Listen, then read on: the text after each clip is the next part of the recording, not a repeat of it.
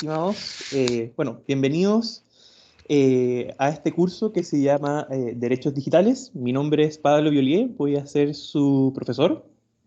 Muy honrado de hacer un curso sobre tecnología y regulación a estudiantes de periodismo. Este curso yo lo he dado 2 veces anteriormente, pero a estudiantes de Derecho. Así que me tiene muy contento poder transmitirle lo que yo he aprendido a lo largo de mi carrera como abogado en las temáticas relacionadas con tecnología y derechos humanos en particular, porque, como ustedes han ido dando cuenta durante los últimos años, este es un tema que, o sea, está en el día a día. Uno va a ver el diario, uno ve las noticias y constantemente temas de ciberseguridad, temas de protección de datos personales, temas de privacidad, temas de tecnología son cubiertos por periodistas. Y la idea es que ustedes como profesionales tengan las herramientas suficientes para abordar este fenómeno de forma crítica y con las herramientas conceptuales para poder abordarlo desde una perspectiva de derechos humanos y una perspectiva que sea más bien técnica. No quiere decir que ustedes van a saber programar ni van a ser unos maestros, pero sí que manejen ciertos conceptos que les permitan navegar. De cosa tal de que cuando venga una empresa a decirles, oye, tenemos una solución tecnológica mágica que va a arreglar todo, ustedes digan, sí, bueno, pero ¿a qué le pregunto? Y entonces tengan la capacidad crítica para abordar eh, esas situaciones que como periodistas les va a tocar ver. Eh, entonces, como yo les decía, mi nombre es Pablo Violier, soy abogado de la Universidad de Chile, también soy profesor de la Universidad Diego Portales, trabajo en una ONG que se llama Derechos Digitales, igual que este curso, pero que es una organización no gubernamental dedicada a la defensa, promoción y desarrollo de los derechos fundamentales en el entorno digital. Pero termino a final de mes porque a partir del 1 de septiembre voy a empezar mi máster en tecnología y regulación en la Universidad de Leiden en Holanda, así que mientras ustedes les hago clases, también voy a estar haciendo mi magíster en Holanda. Cosas administrativas sobre el curso son 25 sesiones, 25 clases de 1 hora 20. Tenemos clases los lunes y los martes en la plataforma Teams. Ya están agendadas esas reuniones. Yo entiendo que ustedes pueden ingresar a la parte del calendario y desde ahí entrar a las clases. A futuro, independiente de que yo voy a hacer este ejercicio de en el canal general, copiar el enlace todas las semanas un par de minutos antes. Las clases son por el formato, lamentablemente por el formato en el que nos encontramos de carácter expositivo, pero también tenemos la realización de al menos 3 talleres prácticos y la participación de por lo menos 2 profesoras invitadas. Y algo que me gustaría hacer alto énfasis es que el curso está construido en base a una programación, a un sílabo. Y la gracia del sílabo es que el sílabo está construido y diseñado de forma tal que los estudiantes puedan moderar su carga académica en función de su interés en el curso. Y por tanto, la programación o sílabo tiene lecturas obligatorias, lecturas eh, recomendadas y lecturas electivas. Y por tanto, para aprovechar de mejor manera la clase, la idea es que todos ustedes lleguen con las lecturas obligatorias, que son lecturas muy cortas, de 15 páginas, 20 páginas, con las lecturas obligatorias leídas, de forma tal que la clase sea más bien comentar y reflexionar en torno a esos contenidos básicos presentados en las lecturas. Pero luego hay lecturas recomendadas, que son para los estudiantes que quieren ir un paso más allá y aprovechar de mejor manera la cátedra y el curso y las clases.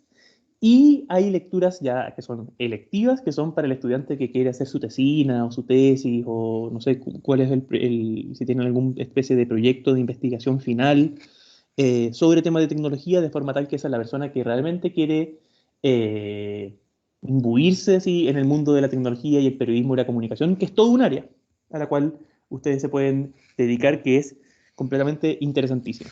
Entonces, cuando abran el sílabo, que está en la sección de archivos de Teams, y vean muchas lecturas, no se asusten, porque la idea es que ustedes mismos sean capaces de poder moderar y administrar su propia carga académica.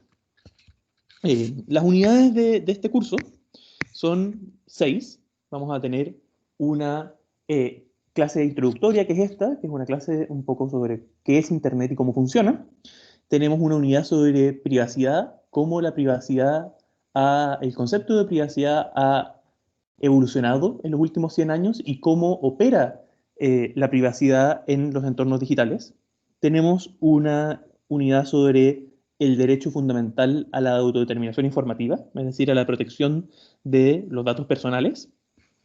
Tenemos una unidad sobre ciberseguridad y de hecho vamos a tener un taller específico de cuáles son las herramientas mínimas que ustedes como periodistas deben tener de seguridad en sus dispositivos para protegerse a sí mismos y para proteger a sus fuentes. Ustedes son periodistas y por tanto tienen un deber de reserva de fuentes, pero también muchas veces los periodistas son blancos de vigilancia, de intimidación, de ataques informáticos, y la idea de este curso es que también tengamos un taller práctico que les entregue esas herramientas.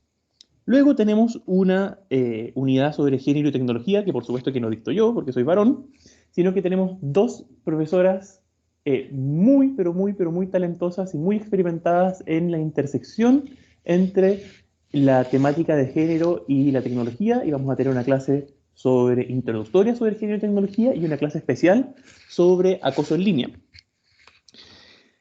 La penúltima unidad es una unidad sobre libertad de expresión, que es la que más atingente a la profesión que ustedes están estudiando. Entonces vamos a ver cómo opera la libertad de expresión en Internet, en el entorno digital y sus particularidades. Vamos a ver derecho al olvido, vamos a ver injuria y calumnia, vamos a ver varias cosas relacionadas y vamos a ver cómo ha cambiado el ecosistema y los modelos de negocio en torno a la comunicación con la emergencia de las plataformas digitales y cómo han roto este paradigma industrial de el emisor y receptor. Y por último tenemos una unidad sobre acceso al conocimiento en el entorno digital, que es básicamente derechos de autor. En particular desde una perspectiva del acceso, pero ahí nosotros vamos a hacer pequeñas pinceladas de cómo funcionan los derechos de autor de forma tal que ustedes tengan las herramientas para decir cuándo puedo usar una imagen, cuándo no puedo usarla, qué es una infracción, qué excepciones están redactadas o están diseñadas en función de para que puedan ser utilizadas por periodistas y comunicadores. Y tenemos un taller práctico sobre licencias abiertas, de forma tal que ustedes aprendan cómo pueden licenciar sus obras, sus reportajes, sus piezas bajo licencias de Creative Commons. ¿Tienen alguna duda hasta el momento? Por favor, entiendo que hay una opción para levantar la manito aquí, así que por favor, si tienen alguna duda, levanten la mano y conversamos. Profe, yo tengo una pregunta, pero ¿Sofía? sí, Sí. pero con respecto a estas presentaciones, ¿usted las ve viendo o van a quedar en la grabación sola?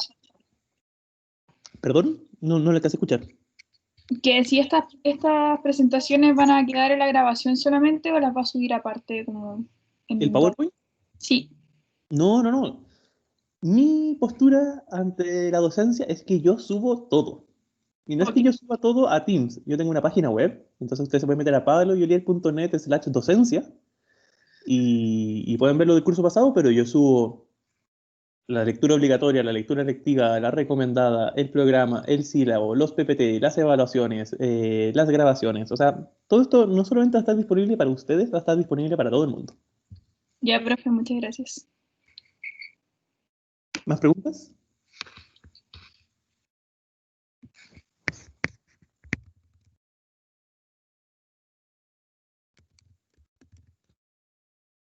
Y les dejé el enlace del curso pasado.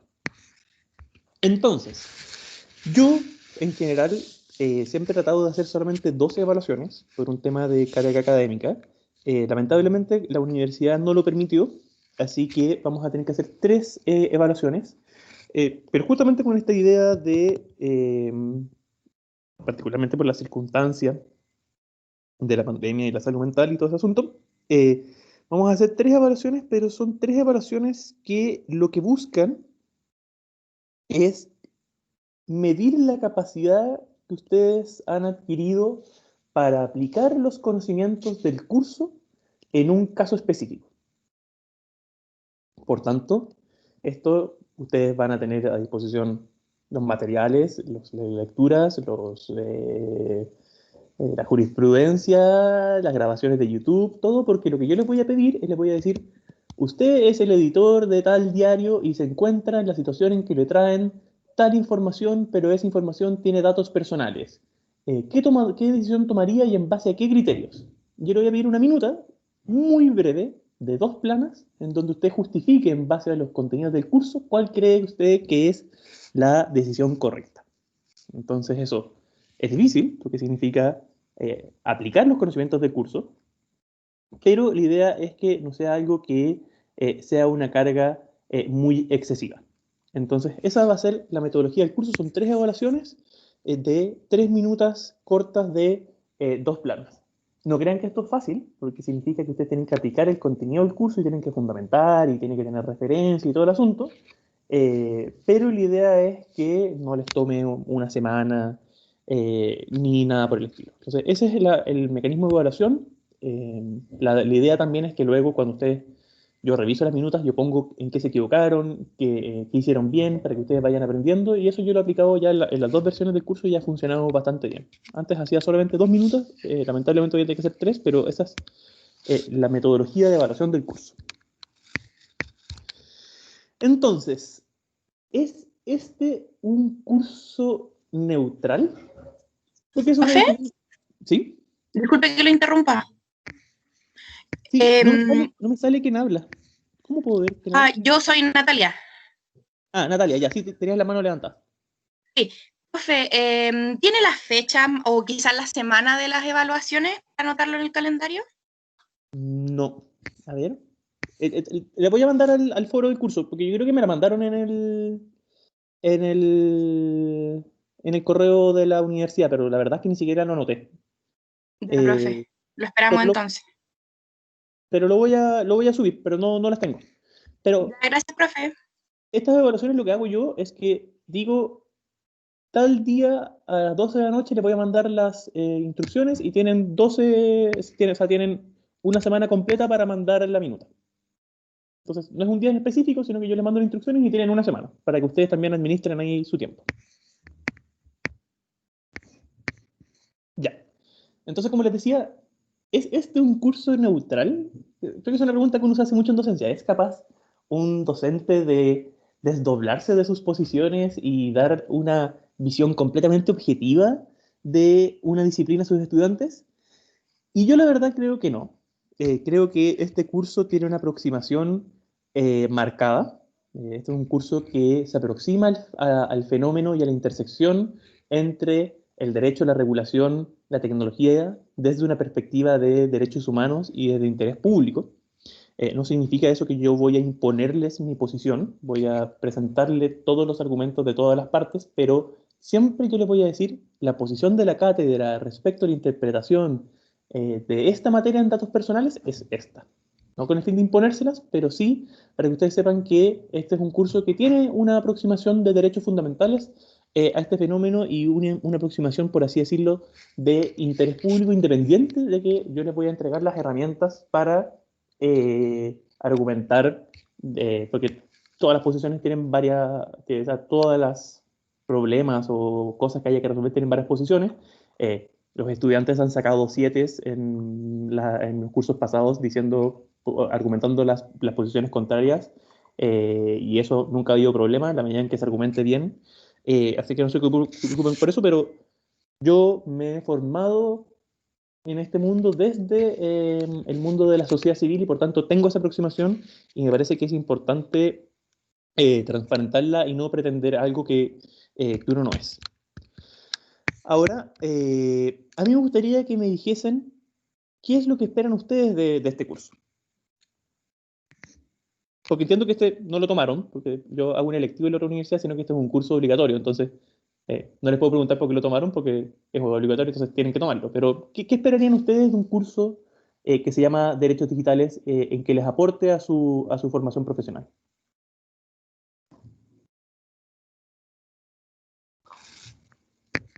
Nicolás.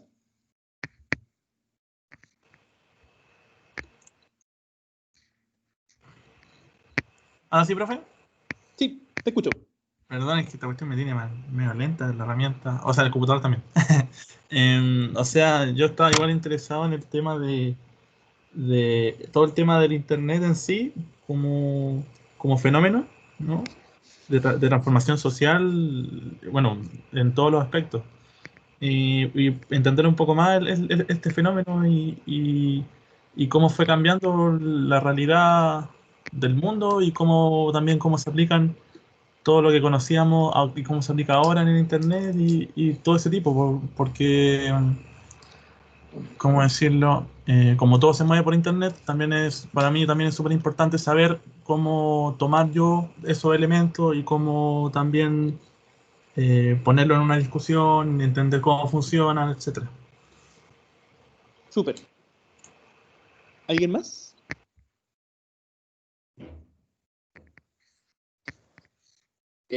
No cacho cómo levantar la mano, en verdad, pero... Hay una manito. ¿Cómo? Hay una manito. A mí me sale una manito en la pantalla. Ya no sé si hay alguien... Bueno, pero dale nomás. Felipe, ¿verdad? Ahí está, levantar la mano. Ya, Felipe. Creo que se vuelve importante saber cómo resguardar ciertos valores que hoy por hoy se dan por gratis, por así decirlo. Cómo verdaderas corporaciones pueden venir a hacer lo que quieran con tu información privada y vendérselo al mejor postor. Y también creo que espero el curso poder crearme un arquetipo de lo que es este nuevo ciudadano del siglo XXI, del ciudadano digital. Súper. Bueno, entonces les puedo decir yo qué espero del curso. Primero, para mí esto es un desafío, porque yo soy abogado y es la primera vez que le hago este curso a personas que no son abogados, que son periodistas. Entonces, lo primero que espero yo es estar a la altura del desafío de ser capaz de transmitirles conceptos que lamentablemente y necesariamente son jurídicos de una manera sencilla y clara, de forma tal que ustedes, no teniendo una formación jurídica, sean capaces de comprenderlos y que sean capaces de hacer la vinculación entre los conceptos relacionados con privacidad, con protección de datos personales, con propiedad intelectual, con ciberseguridad en el ejercicio de su profesión. Y por tanto, yo esperaría que ustedes después de este curso sepan que ustedes no pueden ir al hemiciclo de la Cámara y hacer zoom al celular de un parlamentario y publicar el contenido de esa conversación como le pasó a un diputado con unas conversaciones que eran de carácter íntimo sexual, por lo que van a aprender en este curso. Y al mismo tiempo, como yo les decía, me interesa generar una masa crítica de reflexión, crítica, respecto al rol de la tecnología, de forma tal que ustedes puedan abordar estos fenómenos de forma rigurosa. Creo que en el periodismo, y yo a veces soy bien crítico y soy súper transparente, creo que en el periodismo muchas veces pasa que llegan gobiernos, empresas, instituciones y dicen, tengo una solución mágica de tecnología y bla, bla, bla, y se hace un reportaje y el reportaje termina siendo una especie de publi reportaje. Y creo que es labor de los periodistas no solamente decir hay una persona que dice X, sino que decir hay una persona que dice X, pero yo averigüé y tiene esto bueno, esto malo, y supe a quién ir a preguntarle, y esta persona que también estudia el tema dice esto otro, y presentar y comunicar a la sociedad de mejor manera estos temas. Yo creo que eso es parte importante del rol que el periodismo cumple en la sociedad. Si yo estoy siendo demasiado crítico, ustedes me pueden rebatir, eh, pero creo que eso es algo que es importante en este asunto. Entonces, ¿conocen ustedes a John Perry Barlow? John Perry Barlow es el fundador de una ONG que se llama la Electronic Frontier Foundation, que es como la fundación de la frontera electrónica. Y en el año 1996, él sacó una declaración que se llamó la Declaración de Independencia del Ciberespacio. ¿Quién le acabo de mandar por el chat. ¿Quién es voluntario para leer la Declaración de Independencia del Ciberespacio?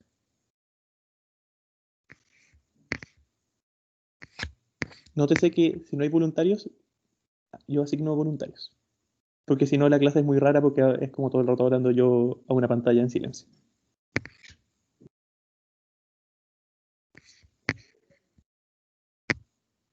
¿Voluntarios, voluntarios? Que tenga micrófono, por supuesto, y que... Yo lo leo, profe. Carla, por favor. Sí. Lento, lento y fuerte. Ya, deme un segundo.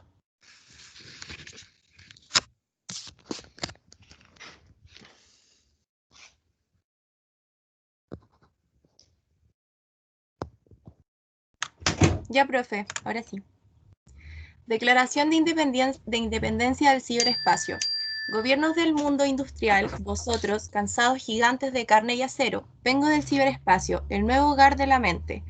En nombre del futuro, os pido en el pasado que nos dejéis en paz. No sois bienvenidos entre nosotros. No ejercéis ninguna soberanía sobre el lugar donde nos reunimos. No hemos elegido ningún gobierno, ni pretendemos tenerlo.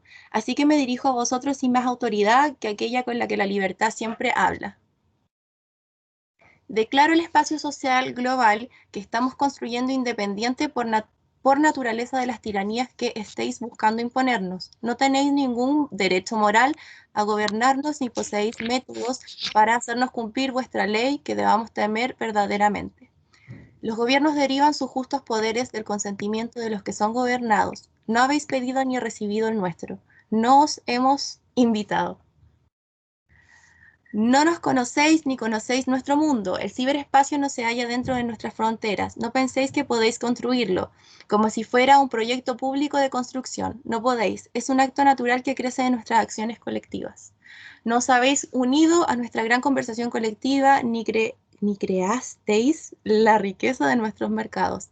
No conocéis nuestra cultura, nuestra ética o los códigos no escritos que ya proporcionan a nuestra sociedad más orden que el que podría obtenerse por cualquiera de vuestras imposiciones. Proclaméis que hay problemas entre nosotros que necesitan resolver. Uséis esto como una excusa para invadir nuestros límites. Muchos de estos problemas no existen. Donde haya verdaderos conflictos, donde hay errores, los identificaremos y resolveremos por nuestros propios medios. Estamos creando nuestro propio contrato social. Esta autoridad se creará según las condiciones de nuestro mundo, no del vuestro. Nuestro mundo es diferente. El ciberespacio está formado por transacciones, relaciones y el pensamiento en sí mismo, que se extiende como una quieta ola en la telaraña de nuestras comunicaciones. Nuestro mundo está a la vez en todas partes y en ninguna parte, pero donde está, viven los cuerpos. Estamos creando un mundo en el que todos pueden entrar sin privilegio o prejuicios debido a la raza, el poder económico, la fuerza militar o el lugar de nacimiento. Estamos creando un mundo donde cualquiera en cualquier sitio puede expresar sus creencias sin importar los singulares que sean, sin miedo a ser coaccionado al silencio o al conformismo. Vuestros consejos legales sobre propiedad, expresión, identidad, movimiento y contexto no se aplican a nosotros, se basan en la materia. Aquí no hay materia. Nuestras identidades no tienen cuerpo, así que a diferencia de vosotros, no podemos obtener orden por coacción física. Creemos que... Ya. Sí, porque es súper larga. Sí. Esta declaración de independencia del ciberespacio, que es como bien fuerte, como nos declaramos ajenos al mundo físico y desconocemos la autoridad de los gobiernos democráticamente electos. Se redactó y se publicó como reacción a una ley en Estados Unidos que buscaba regular ciertas cosas relacionadas con el ciberespacio, en particular de propiedad intelectual y cosas por el estilo. Pero qué sensación queda cuando uno lee esta declaración de independencia del ciberespacio. Y la sensación que queda es de un profundo optimismo. Un optimismo que uno lo lee en retrospectiva y uno dice, oye, esto da un poco de dudor porque se hablan de ciertas cosas idílicas y utópicas que yo personalmente creo que el tiempo ha demostrado que no eran así. Entonces, por ejemplo, se habla de aquí, este es un mundo distinto, es un mundo paralelo, aquí ustedes no se pueden meter, nosotros vamos a armar nuestra propia cultura. Y el tiempo ha demostrado que eso no es efectivo. Internet sigue estando dentro de la jurisdicción de los países. Internet sigue siendo un montón de servidores, cables, computadores, personas e interacciones entre esas personas, cuyos servidores, cables, están en las fronteras de los países. Y los países, por supuesto, que pueden hacer efectivas las leyes de sus países a esos servidores, a esos cables, a esas personas, a esas interacciones entre las personas. ¿Qué fue lo que produjo este extremo optimismo y libertarismo, del término libertario, de principios de los 90 a propósito de esta emergencia de Internet? Generó esta cultura que nos sigue hasta el día de hoy, que el ciberespacio es otro lugar, otro mundo, otra esfera en donde las reglas que nos rigen en el día a día no rigen. Un lugar en donde no hay espacio físico, donde las personas pueden ser anónimas, en donde eh, los archivos se pueden multiplicar eh, al infinito sin gastar energía. Eh, pero la verdad es que eso no es así. Y esa idea del ciberespacio como un lugar misterioso, oscuro, eh, sin reglas, persiste hasta el día de hoy. Esta idea de el lejano oeste, no hay reglas aquí. Y la verdad es que eso no es así. Y las interacciones que nosotros tenemos en el día a día, y si nosotros hacemos una introspección de cómo nos relacionamos, bueno, ahora estamos teniendo clases a través de Teams. Pero ¿qué tanto de ustedes, de sus interacciones con su familia, con sus amigos, con sus parejas, especialmente ahora en pandemia, se produce a través del ciberespacio, a través de WhatsApp, a través de Facebook, a través de lo que sea? Lo más probable es que ustedes hoy día interactúen más con sus amigos a través del ciberespacio y trabajan más frente a un computador que martillando cosas. Y a lo que voy yo eso no es otro mundo. Los seres humanos nos relacionamos y la forma en que nos relacionamos por el ciberespacio es una extensión de nuestra actividad humana.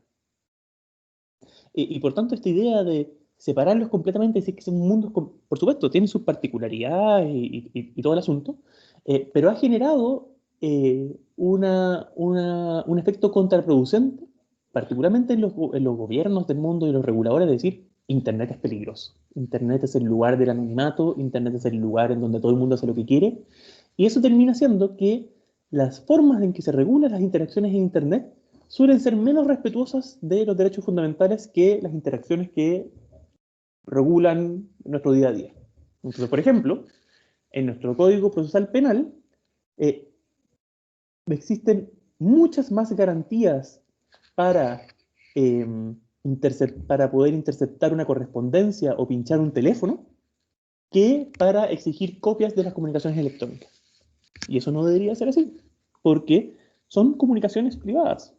Independientes de si se producen por teléfono o se producen por carta o se producen por señales de humo o se producen por correo electrónico o internet. Pero esta idea persistente de, el ciberespacio, todo el mundo hace lo que quiere, no hay reglas, ha ido produciendo ese asunto. Entonces, eso fue una pequeña aproximación histórica a este fenómeno. Volvamos al tema que nos convoca, que es los derechos humanos en el ciberespacio, en Internet o en el entorno digital. Ustedes tienen algún ramo tipo introducción al derecho, ¿verdad? Derecho de comunicación. Ya lo tuvieron, ¿verdad? Porque ustedes son estudiantes de cuarto año, entiendo. Tuvimos un ramo de Derecho de la Información el semestre pasado. Porque ustedes son estudiantes de cuarto año, ¿verdad? Tercero. Tercer año, muy jóvenes. Entonces ustedes más o menos saben lo que es un derecho humano, ¿verdad? Sí. Bueno, aparte que derechos humanos es algo que uno debería saber porque, no sé, te lo enseñan en el colegio, etcétera, etcétera. Pero los derechos humanos son las condiciones que permiten a las personas desenvolverse y construirse a uno mismo de manera tal que cumplan con ciertos mínimos humanitarios que como sociedad hemos establecido. Y eso significa que los derechos humanos son libertades, facultades, derechos, reivindicaciones, que permitan a las personas tener un mínimo de dignidad para desenvolverse en su vida en la sociedad. Hay toda una discusión sobre los derechos humanos, de los derechos humanos de primera generación, que son lo más básico. En el fondo, uno tiene derecho a la vida, uno tiene derecho a la libertad de expresión, uno tiene derecho al debido proceso, uno tiene derecho a un montón de cosas. Eso, la primera ola es, la primera generación de derechos humanos son los más básicos. Luego hay una segunda ola, es decir, bueno, las personas no solamente tienen derecho a que no los maten, a que no los torturen, a que no los acallen, a que, etcétera, etcétera, sino que también tienen derecho a participar en la vida política. Y por tanto, ahí nacen los derechos de segunda generación, que es el derecho al voto, el derecho a participar de las discusiones, y son los derechos de segunda generación que son ya de carácter, derechos, se les llama derechos de participación política. Y luego están, y hay bastante consenso que los dos primeros generaciones de derechos son derechos humanos que deberían ser resguardados por el sistema internacional de derechos humanos. Y luego hay una tercera generación de derechos humanos, que son los derechos humanos sociales, económicos y culturales. Y por tanto, ahí encontramos el derecho a la educación, el derecho a la vivienda, derechos en donde se dice el Estado debe proveer a todos sus habitantes un nivel básico de ciertos servicios para desenvolverse. Por tanto, yo soy de la posición, y creo que la pandemia lo ha reivindicado, que el acceso a una conexión significativa de Internet es un derecho humano que tiene que ser garantizado por el Estado. Porque no puede ser que ante una pandemia hayan niños que pueden seguir teniendo clases y niños que no. Y para evitar eso, el Estado debería garantizar ese acceso significativo a Internet. Pero hay toda una discusión sobre si estos derechos deberían ser programáticos, en el sentido de que las constituciones dicen el Estado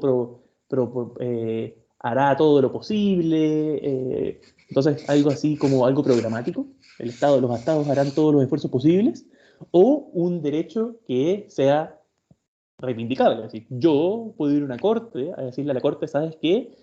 El colegio de mi hijo es malísimo, entonces no cumple el estándar mínimo del derecho a la educación en la Constitución.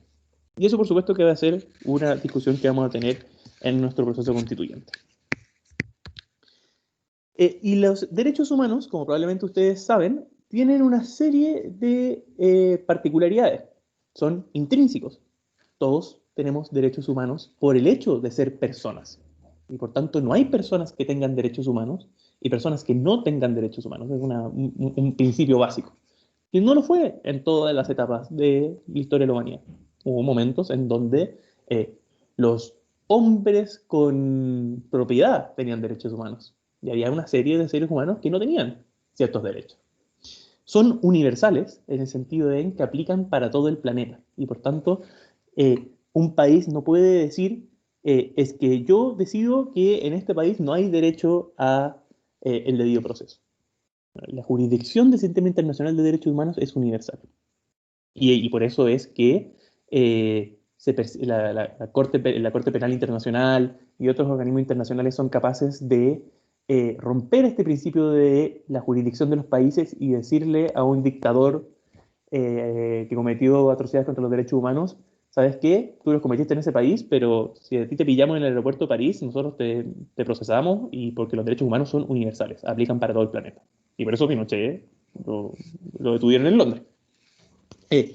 Son prioritarios en el sentido de que tienen prevalencia sobre el ejercicio de otros derechos. Y por tanto, si uno tiene un derecho regulatorio de menor jerarquía, ese derecho no puede restringir al punto de que haga inobservable el ejercicio de un derecho fundamental. Son igualitarios en el sentido en que todos los humanos los gozamos de la misma manera. Son irrenunciables en el sentido de, y son irrenunciables en principio porque hay discusiones que uno puede llegar a tener, porque eventualmente uno podría decir, en este contexto en particular yo renuncio a mi derecho a la privacidad y publico tal cosa. Pero en principio son irrenunciables en el sentido en que yo no puedo decir, yo prometo que nunca más voy a argumentar propiedad. privacidad. O yo renuncio a mi derecho a tener bienes. O yo renuncio a mi derecho a expresarme de aquí en adelante. No, son irrenunciables. Y en principio, en la tradición liberal decimonónica, son individuales. Los ejercen los individuos. Hay una discusión súper interesante en los derechos sociales, económicos y culturales respecto a derechos que son colectivos. Y por tanto, hay una discusión respecto de, bueno, ¿qué pasa con la herencia cultural de los pueblos ancestrales? ¿Qué pasa con el patrimonio genético de ciertos cultivos que han sido producidos por pueblos originarios? Y hay un choque de esquemas, porque el derecho liberal y la cultura occidental funcionan en términos individuales, y por tanto, si tú creaste algo, bueno, una patente, y la patente tiene que ser a una persona en específico, y si hay un pedazo de tierra, tiene que ser para tal persona. Y otras culturas funcionan en términos colectivos, y eso es un choque que todavía no se, no se resuelve, que es un tema súper interesante por lo demás. Entonces, como yo les decía, el hecho de que persista esta idea que el ciberespacio es un lejano oeste en donde no aplica ninguna regla y todo el mundo hace lo que quiere y está lleno de hackers y lleno de pedófilos y lleno de anónimos y por tanto es un lugar extremadamente peligroso, persiste hasta el día de hoy. Y eso ha significado que no fue hasta hace tan poco, y se discutía en foros académicos, respecto de si las personas tenían los mismos derechos en línea que en los entornos análogos o analógicos. Y por tanto se decía, bueno, es que en Internet una persona no puede alegar tener el mismo nivel de privacidad. O se decía, no podemos permitir que en Internet las personas se expresen de la misma manera porque en Internet todo el mundo dice lo que quiere y son anónimos, etcétera, etcétera. Y eso fue y a pesar de que a mí me parece bastante obvio, recién hace un par de años tuvimos un pronunciamiento de la ONU, y aquí les dejé el enlace a el documento en donde hubo un pronunciamiento explícito diciendo que los derechos humanos se ejercen y se gozan de la misma manera, tanto online como offline. Y eso es importante porque el ciberespacio es una plataforma, y por tanto, en la medida en que cada vez un porcentaje mayor de nuestras interacciones se producen en el ciberespacio, es un lugar en donde las personas ejercen sus derechos fundamentales. Entonces yo en el ciberespacio me expreso, yo en el ciberespacio me comunico, yo en el ciberespacio emprendo, yo en el ciberespacio hago ejercicio de mi derecho a petición a los gobiernos, yo en el ciberespacio me organizo políticamente. Y por tanto es un lugar donde las personas ejercen sus derechos fundamentales. Y al mismo tiempo, esa es la parte positiva, que es lo que John Perry Barlow aludía. Pero sin embargo, el ciberespacio también es un lugar en donde esos derechos pueden ser restringidos y vulnerados. Y por tanto, si mi gobierno me vigila, bueno, ahí hay una infracción a mi derecho a la privacidad. Si a mí se me acalla en Internet, entonces hay y sufro acoso hasta el punto en que me da miedo expresarme, entonces ahí se me está vulnerando mi derecho a la libertad de expresión. Entonces tiene esta dimensión dual, un lugar que tiene un tremendo potencial para que las personas se eduquen, busquen trabajo, aprendan, se expresen, pero al mismo tiempo un lugar en donde existe un potencial muy grande para acrecentar el poder del Estado y otros elementos que pueden vulnerar los derechos de las personas. Y ejemplos de eso tenemos recientes. Tenemos el caso de la Operación Huracán, en donde varios comuneros mapuches fueron objeto de vigilancia ilegal y además de montaje, porque finalmente se supo que las grabaciones eran completamente falsas. Tuvimos el decreto espía, que no sé si ustedes se acuerdan, hace un par de años, en donde se intentó, y tenemos una clase sobre eso, se intentó aumentar el periodo de retención de metadatos, es decir, de guardar no el contenido de los mensajes, pero sí la información relativa a la comunicación de todos los chilenos que tienen que guardar las compañías de Internet de 1 a 2 años, y eso es muy sensible porque eso dice mucho de todos nosotros. Tenemos la ley de datos personales, la directiva de derechos de autor de Europa, ley de delitos informáticos, política nacional de ciberseguridad y por tanto, estas regulaciones tienen un impacto en la forma en que las personas ejercen sus derechos en línea. Y ustedes como periodistas, a lo que a mí me interesa es que tengan las herramientas para poder analizar de forma rigurosa y de forma técnica estos fenómenos. ¿Preguntas hasta ahora? ¿Manitos? ¿Manitos, manitos? Cuando no hay preguntas, uno nunca sabe como profesor si uno lo está haciendo muy bien y está quedando todo súper claro o nadie está entendiendo. Entonces, Yo tengo una pregunta. adelante, por favor. Es que no se levanta la mano. Pero, ¿Tu nombre es Abigail o Ami? ¿ah? ¿Tu nombre es Ami? Amy. O sea, Amy se escribe más que como quiera decir. Amy, ya. Amy, adelante, por favor. Bueno, yo tenía el concepto de que los derechos humanos eran distintos a los derechos fundamentales. ¿Eso es así o no? Es una discusión, se pueden usar de forma indistinta. Uno puede hacer distinciones muy específicas. En general, lo que hace es que los derechos humanos tienen una raíz muy, voy a usar un término técnico, jus naturalista. Entonces, jus naturalista significa que es algo que viene bien de la tradición cristiana, que es las personas tienen derecho por esencia, por el solo hecho de ser personas. Entonces, eso es algo inalienable. En cambio, una visión más positivista, que es como más cruda, es decir, bueno, no, en realidad las personas solamente tienen derecho en la medida en que nos sentemos y nos pongamos de acuerdo que tienen derechos, pero si el día de mañana todo el mundo se vuelve loco y llegamos a la conclusión de que las personas no tienen derecho a la enseñanza y cortamos la enseñanza, bueno, va a dar lo mismo lo que diga un papel y no va a tener derecho a enseñanza porque la facticidad supera lo que sea. Entonces, derecho fundamental es, por así decirlo, la expresión del derecho humano.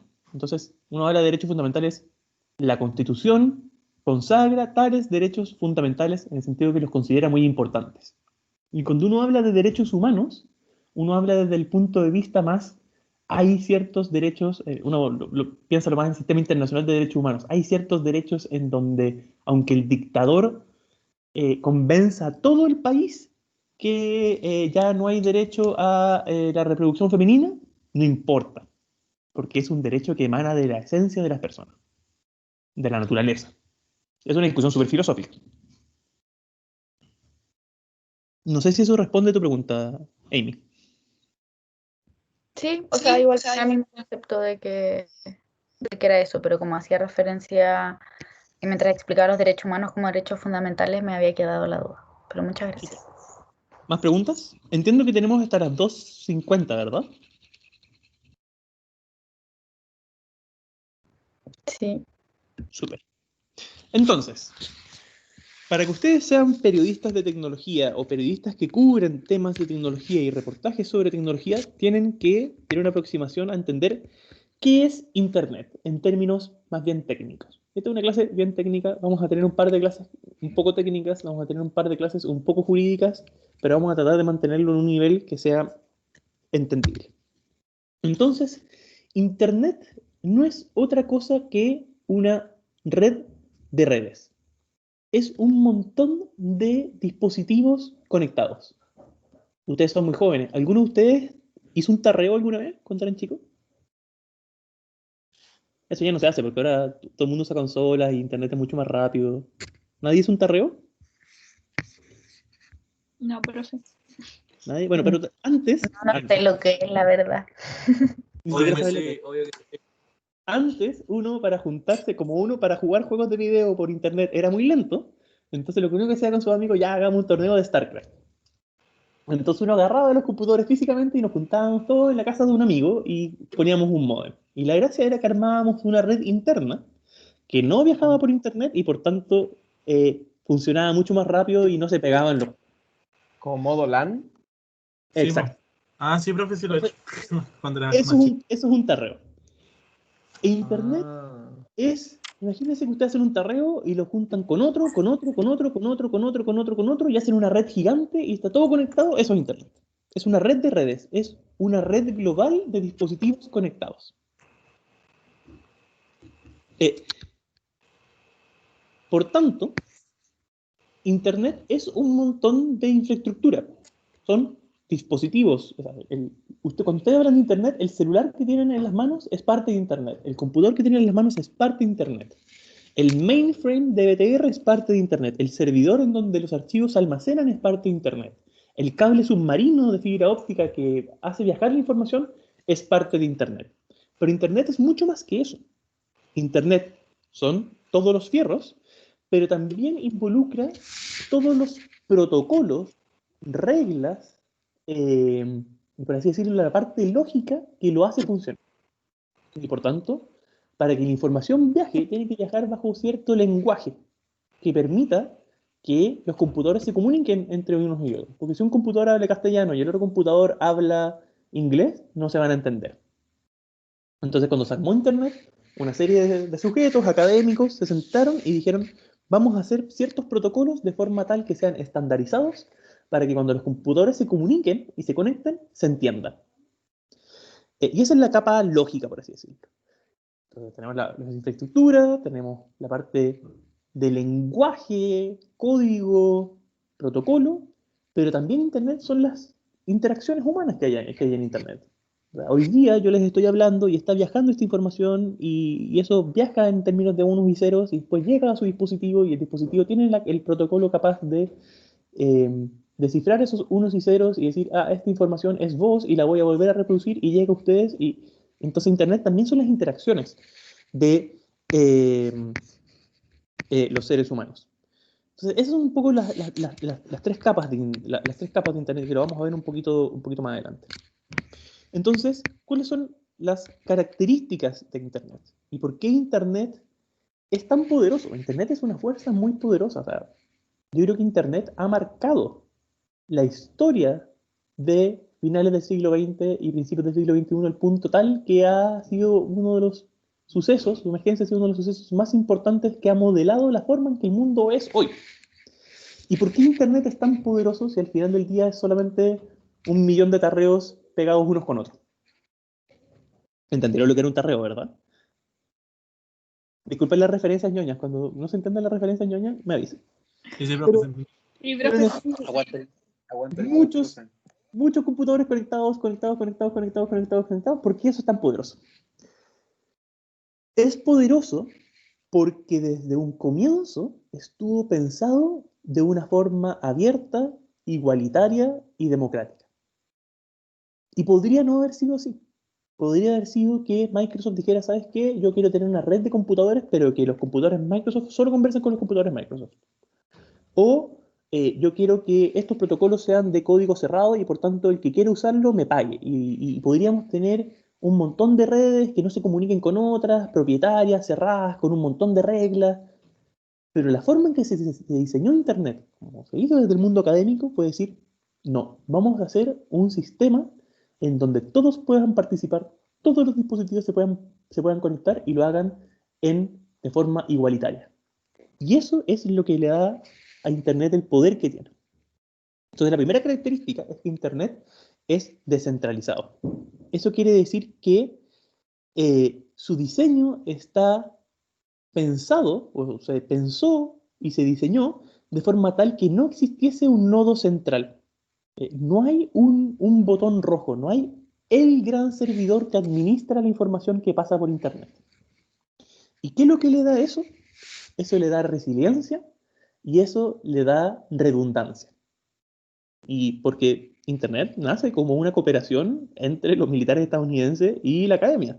Los militares estadounidenses estaban preocupados de cómo tener mecanismos de comunicación que fuesen redundantes, de forma tal que si les caía una bomba atómica de los rusos en tal parte, no se cortara la comunicación con todo el país, y los académicos dijeron, tienen que hacer una red redundante. ¿Y qué significa una red redundante? Una red en donde todos los nodos se puedan comunicar unos con otros, de forma tal que si se cae una parte de la red, la otra red se pueda seguir conectando. Y eso le da resiliencia y le da redundancia. Pero eso significa también que es descentralizada y por tanto yo no puedo ir a ninguna parte del mundo y cortar internet. Se puede caer un pedazo, se puede caer el servidor que almacena cierta información, se puede caer el cable submarino y que quede desconectado Sudamérica por Europa, pero ¿qué va a pasar en ese caso? Bueno, entonces la información, en vez de viajar por ese cable submarino, de Sudamérica va a viajar a Estados Unidos y Estados Unidos se va a dar la vuelta por el otro cable submarino. Entonces es descentralizada. La segunda característica es que es neutral. ¿Qué significa que es neutral? Y este es un principio que se llama el principio de neutralidad de la red. Y que sea neutral significa que Internet, desde su protocolo, está diseñado para que toda la información, todos los paquetes de información, y vamos a ver cómo los paquetes se desarman, arman y rearman, sean tratados con la misma prioridad. ¿Qué significa eso? Significa que los administradores de los nodos de Internet, es decir, BTR, Movistar, Metrópolis o quien sea que administre una red de provisión de servicios de Internet, tiene que hacer vista gorda de cuál es la información que viaja por sus redes. Y por tanto, BTR no puede decir, ¿sabes qué? A mí me interesa mucho el fútbol. Y por tanto le voy a dar prioridad a los paquetes que contienen información de fútbol. En cambio, yo tengo muchos problemas con mis sindicatos, así que la información de las páginas de los sindicatos yo voy a hacer que viaje por otro lado, o la voy a bloquear, o la voy a hacer más lenta. No.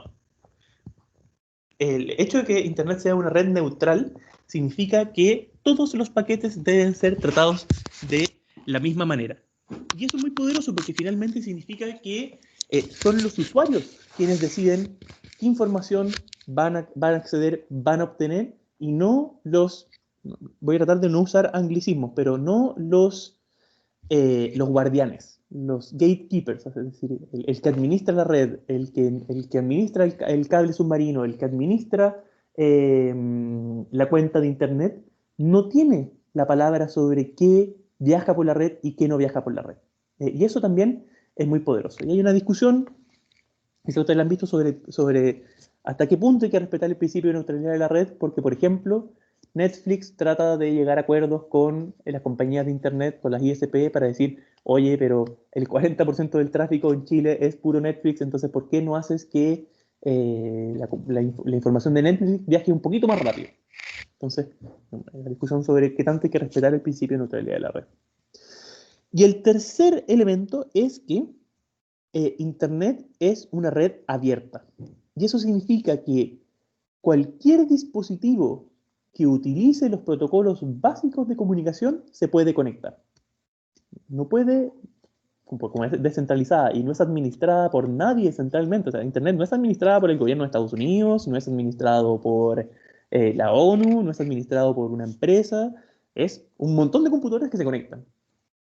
Y desde su infraestructura y diseño está pensada para que cualquier dispositivo que cumpla con el lenguaje utilizado se pueda conectar. Entonces Internet nunca va a decir, ¿sabes que este dispositivo es de tal marca? No te puedes conectar. O este dispositivo lo hizo tal persona, no se puede conectar. En la medida en que cumplas con tener el protocolo de comunicación, te puedes conectar. Y eso hace que, en fondo, hayan miles de dispositivos, de miles de fabricantes, de miles de marcas, y eso también es algo que le ha dado este profundo poder a la web. Entonces, hay un académico que se llama Andrés Guadamuz, que tiene un blog que se llama Tecnolama, que yo les recomiendo mucho que lo lean, que habla de qué significa que sea descentralizado. Entonces, que sea un sistema descentralizado significa que es un conjunto de sistemas distribuidos donde la carga de transmisión se comparte equitativamente entre los nodos. Eso significa que cada nodo de Internet, cada lugar de conexión, opera como parte de la forma en que la información viaja por la red. Y no revisa cuál es el contenido de esa información. Y por tanto, y veces que ustedes lo pueden ver en las noticias, que la Corte de Turquía bloqueó YouTube, entonces se cayó Internet en la mitad de Medio Oriente. Bueno, porque la información viajaba por ciertos lugares y dejó de poder viajar por ahí porque se bloqueó más que YouTube. Entonces, los tipos de Google llegan y dicen, ah, ya, entonces, entonces hay que redireccionar y al final se arregla porque la información va a empezar a viajar por otros nodos, porque son redundantes. Entonces, la característica, sistema distribuido donde la transmisión se comparte de forma equitativa. Entonces, pueden haber sistemas que son centralizados y distribuidos, pero en este caso de Internet es descentralizado y distribuido. Y esa es la característica que tiene que ver con esta descentralización. Si yo hago así, ¿ustedes ven el puntero? ¿O no ven el puntero? No, no. ¿No? No sé. Ah, ya. Es como para apuntarle a ciertas partes de la pantalla. Entonces, como les decía, Internet no es manejado por Donald Trump, por el gobierno de Estados Unidos, por la ONU, por Soros, por nadie a nivel central. Pero sí tiene un sistema de gobernanza. Y tiene un sistema de gobernanza súper complejo. Y lo que yo les quiero transmitir, que quizás lo podemos ver un poco con más detalle en otra clase, es que Internet es un ecosistema. Es un ecosistema en donde distintos participantes y distintos actores cumplen distintos roles. Y la idea de este sistema de gobernanza de Internet es, de nuevo, que ninguno de estos actores y ninguno de estos participantes tenga el botón rojo. Que ninguno tenga la palabra final de cómo opera Internet, sino que cada uno en su rol y a través de los consensos y de la participación multisectorial, es decir, que en estos distintos actores también hay una participación de los académicos, de la sociedad civil, de las empresas, de los gobiernos y del diálogo, se gobierne distintos elementos de Internet. Entonces, está el ecosistema de Internet y, por un lado, están los usuarios. Y bueno, y los usuarios pueden ser personas, pueden ser empresas, pueden ser gobiernos, y en esta capa funcionan los servicios, el contenido, qué es lo que ven, qué es lo que no se ven. Aquí está prohibida la pornografía infantil, entonces está la persecución penal. Entonces, esto en general es regulado por los gobiernos. Luego está el área de la entrega del servicio de Internet. Y aquí están los ISP. Pero los ISP son nacionales. Atrás de los ISP hay cosas que se llaman los backbones. Cómo a nivel de infraestructura se entrega hace que lleguen estos niveles de información gigantescos a cada país. Está a nivel nacional, que es como la última milla, BTR, Entel, etcétera, etcétera, pero detrás hay backbones.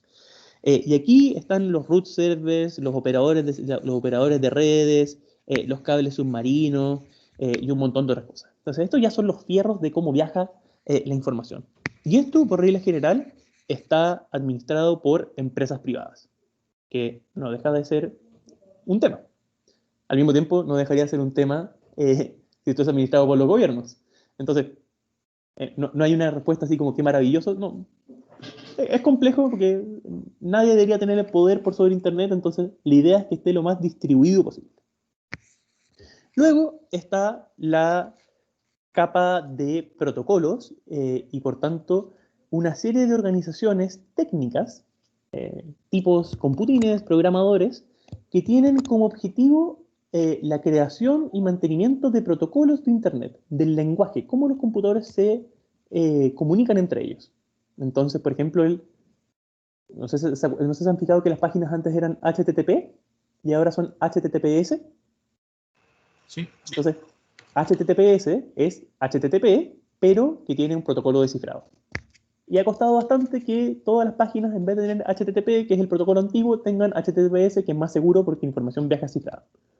O HTML. HTML es un protocolo de programación que utiliza Internet y ya vamos en la versión número 5. O las IP, vamos en la IP versión 6. Entonces hay un montón de la Organización Internacional de Telecomunicaciones, y un montón de organizaciones técnicas, que la idea es que tengan una conformación multisectorial, que hayan empresas, hayan gobiernos, hayan universidades, hayan ONGs, que se dedican a actualizar estos protocolos. Luego están el mundo de los nombres de dominio. En Chile tenemos Nick Chile, entonces pablovielier.net no es de Chile, sino que es administrado por otra organización, pero en Chile el .cl, universidadalberthurtado.cl, es administrado por Nick Chile, que es administrado a su vez por la Universidad de Chile.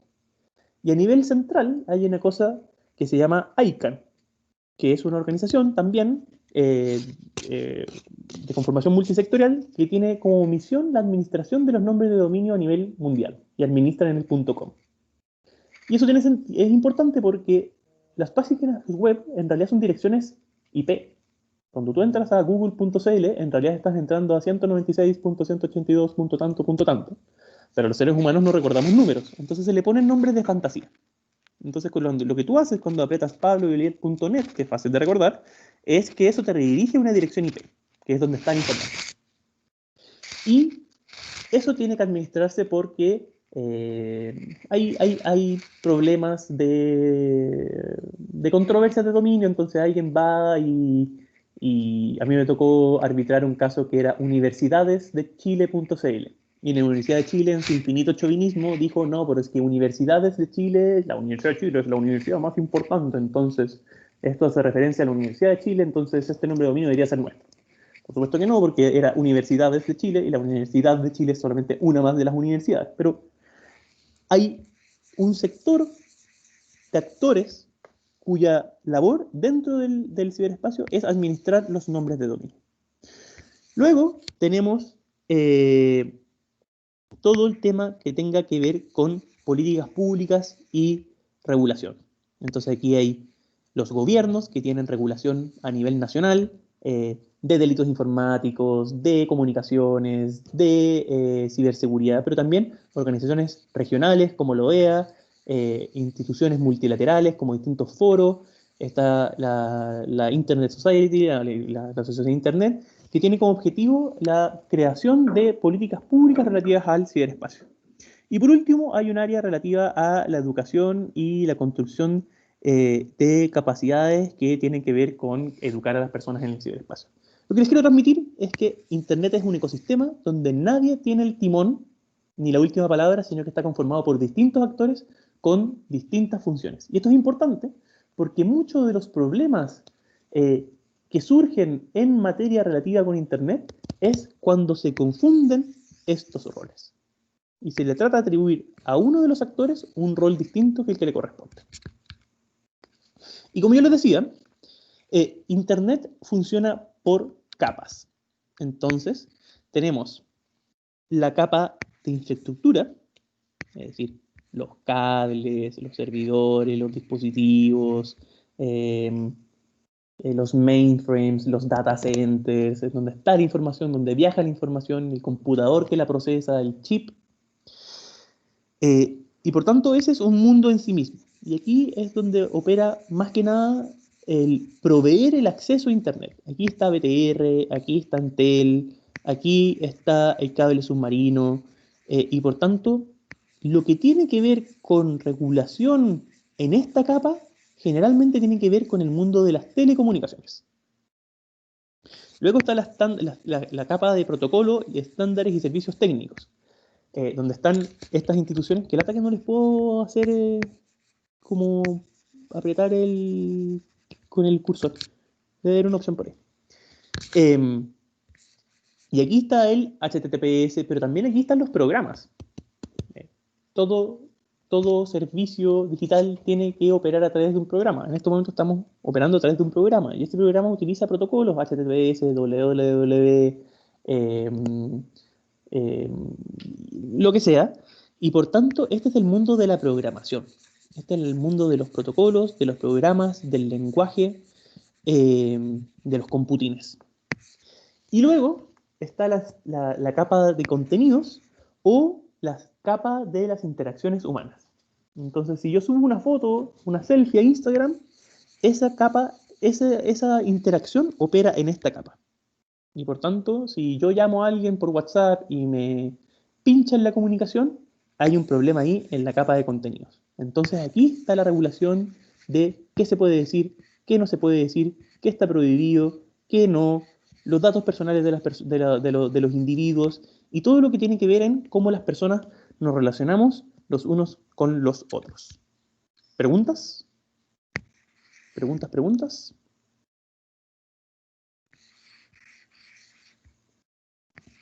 Yo creo que hay preguntas.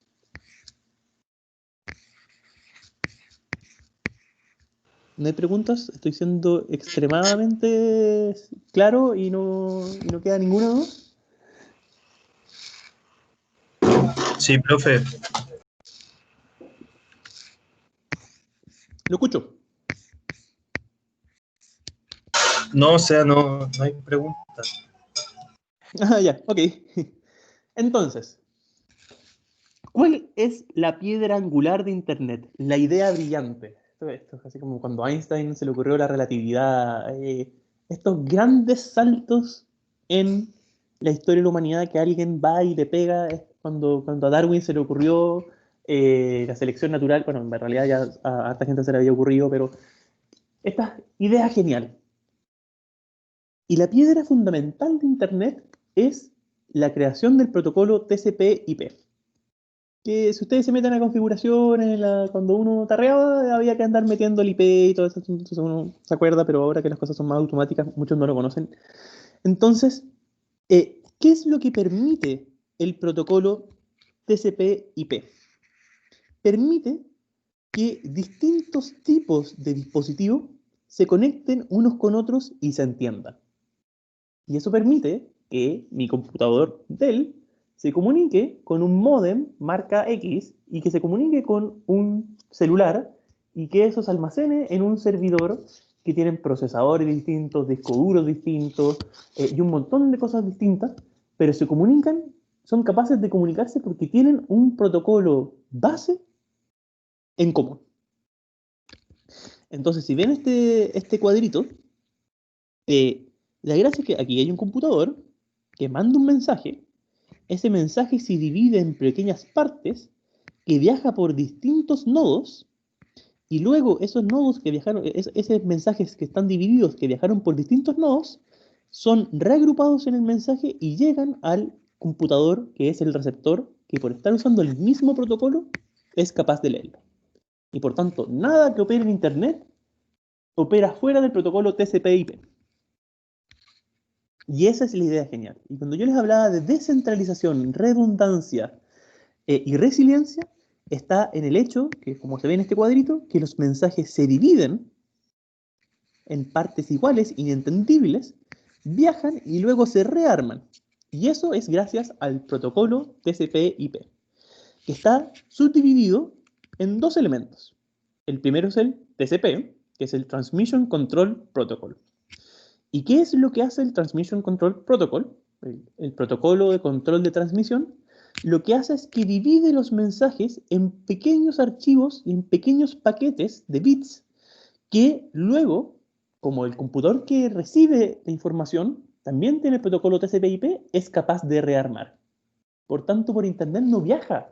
Y si yo le mando un MP3 a mi polola, no viaja el MP3 de 3 megas ahí como un barco, como una unidad. Se divide en pequeños paquetes que viajan por distintos nodos. Entonces, una parte del MP3 le puede haber llegado por un cable submarino y el otro por el otro. Y la gracia es que la red siempre busca la forma más eficiente de hacer llegar toda esta información. Y si una parte o algún nodo se cae, es capaz de transmitir esa información a través de otros nodos. Y por eso es que Internet es tan resiliente y tan resistente. Y por tanto, los mensajes siempre, los WhatsApp siempre llegan. Entonces los mensajes se dividen en pequeños paquetes, viajan de forma separada por distintos nodos que en base al principio de neutralidad de la red no se pueden meter en qué es lo que hay acá adentro y tratarlos distintos, los tienen que tratar a todos iguales. Y luego a través de este protocolo es rearmado y el receptor es capaz de ver efectivamente el mensaje. Y la parte IP del protocolo es la parte que ustedes deben conocer, que es básicamente el Internet Protocol. Y el Internet Protocol es nada más y nada menos que para identificar a los distintos dispositivos en el ciberespacio, hay que asignarles un número. Entonces, si yo tengo mi celular y le mando un WhatsApp a mi polola, bueno, ¿cómo va a saber el sistema a dónde tiene que llegar el mensaje? A través del IP. Y lo que se dice es, este celular IP tanto le quiere mandar un mensaje a este otro celular IP tanto, y no a otra persona. Y lo que te distingue es como el root. El IP es el root es el número de serie que el Estado de Chile nos pone a todos los ciudadanos. La IP es el root en Internet, que permite identificar no a una persona, sino que a un dispositivo. Hay IPs que son dinámicas y por tanto cambian el tiempo, y IPs que son estáticas, pero esa es la idea. Y ahora, como ustedes son periodistas, y esto lo vamos a ver en una clase especial, sí me interesaba que habláramos, me queda un minuto, pero muy levemente de cuál es el impacto que ha tenido Internet en el ecosistema, en los modelos de negocio y en el mundo de las comunicaciones. Y si uno piensa en el sistema de producción de contenido, de medios y de información y de comunicaciones del mundo industrial, 1800, 1900, estaba generado bajo un modelo industrial de producción, que estaba caracterizado por altas barreras de entrada, por necesidad de altos niveles de inversión y una concentración en los emisores. Porque si tú quieres tener una radio, si tú querías tener un canal de televisión, o si tú querías tener un periódico de circulación nacional, bueno, tenías que tener imprentas, tenías que tener un equipo editorial, tenías que tener periodistas, tenías que tener un edificio, tenías que tener una concesión del espectro radioeléctrico. Y por tanto, muy pocos emisores hacían una amplia difusión a un público de masas, que es lo que se llama la cultura de masas del siglo XX. ¿Y qué es lo que ha hecho Internet? Internet ha, hasta cierto punto, roto con esta idea del emisor y receptor, en donde el receptor es solamente pasivo. Yo solamente leo el diario, solamente veo el canal de televisión, yo solamente escucho la radio. Y el receptor en Internet también se transforma en un emisor. Y por tanto yo puedo tener un canal de YouTube sin invertir mucho. Yo puedo tuitear, yo puedo... y ustedes ven las noticias, o sea, mándanos tu video al WhatsApp no sé cuánto, vamos a leer los comentarios de la gente en redes sociales, o hay canales de YouTube que tienen más seguidores que canales de televisión. Y por tanto, el ecosistema del ciberespacio, en donde, entre comillas, cualquiera puede publicar, ha roto esa dimensión y por tanto, en teoría, todos nos hemos transformado en creadores. Y eso ha significado una segmentación de la información. Por tanto, yo en Facebook, en la televisión, uno puede tener cierta cantidad de canales. Entonces uno tiene que pasar los monitos a las 9 y la telenovela a las 6, las noticias a las 9, porque tienes canales, no puedes pasar toda la información al mismo tiempo. Y si tú ya tienes cable, entonces quizás le puedes hacer un canal completo dedicado a la cocina, pero no tanto. En cambio, en Internet, tú puedes tener una página de memes de Pulp Fiction y Evangelion. Y a ver, suficiente gente, yo sigo un canal que solo se dedica a leer los capítulos de Game of Thrones y hacer teorías sobre qué es lo que pasa y cuáles son los mensajes ocultos. Y el tipo tiene suficientes seguidores para mantenerse, para vivir. Pero uno no podría tener un canal de televisión o un programa de televisión dedicado a eso porque no va a haber, simplemente no va a haber suficiente gente que lo vea. Entonces eso ha personalizado los hábitos de consumo, generado audiencias más acotadas y una pluralidad de medios mucho más grande. Eso tiene cosas buenas y tiene cosas malas. Y eso es lo que vamos a ir viendo a través de este curso.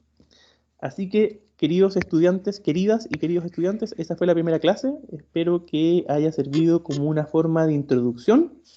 Espero que disfruten y aprovechen el curso igual que yo, que a mí me encanta hacer clases, entonces, y lo disfruto mucho. Profe, gracias. Así que nos vemos mañana a la misma hora. Nos vemos. Chau. Que esté bien, profe. Chao, chao. Chao, profe.